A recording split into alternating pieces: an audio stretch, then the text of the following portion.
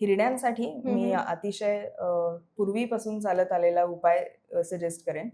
लवंगाचं तेल किंवा साधं खोबरेल तेल हे अगदी थोडंसं आपल्या बोटावरती घेऊन आठवड्यातनं एकदा हिरड्यांना थोडा मसाज केला तर त्याचा उपयोग होऊ शकतो.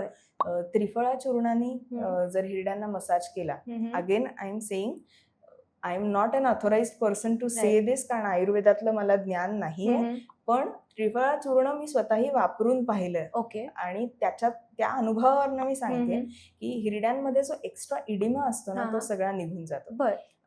आमच्या पॅथीनुसार सांगायचं झालं तर मिठाच्या पाण्याच्या गुळण्यांनी हिरड्यांना अतिशय चांगला उपयोग होतो. डिसइन्फेक्शन खूप छान पद्धतीने होतं. म्हणजे कोमट पाणी घ्यायचं, साधारणतः 60 ते 70 डिग्री सेल्सिअस असायला हवं. त्याच्यामध्ये भरपूर मीठ घालायचं, ते हायपोटॉनिक सोल्युशन बनवायचं आणि त्या सोल्युशननी तुम्हाला चूळ भरायची. सो 10 ते 15 सेकंद हिरड्यांच्या कॉन्टॅक्टमध्ये ते जर राहिलं तर त्याचं एक्स्ट्राचं जे काही इडिमा आलेला असतो, सूज आलेली असते, हिरड्यांना लालसर झालेल्या असतात, तर ते सगळं डिसइन्फेक्शन होण्यासाठी मिठाच्या पाण्याच्या गुळण्यांचा खूप चांगला उपयोग होऊ शकतो.